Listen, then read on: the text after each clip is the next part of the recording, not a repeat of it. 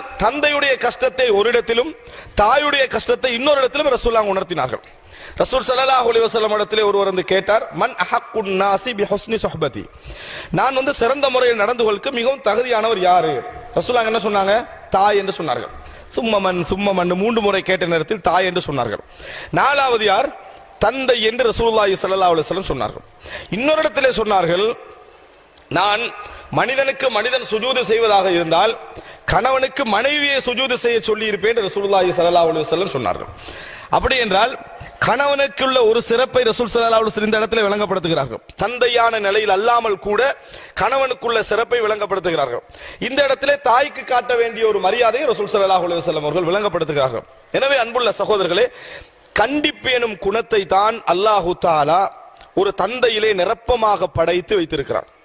அதற்கான காரணம் அந்த குழந்தையுடைய எதிர்காலம், அந்த குடும்பத்துடைய கட்டுப்பாடு, அந்த குடும்பத்துடைய ஒழுங்கு எல்லாமே எதுல இருக்கும்?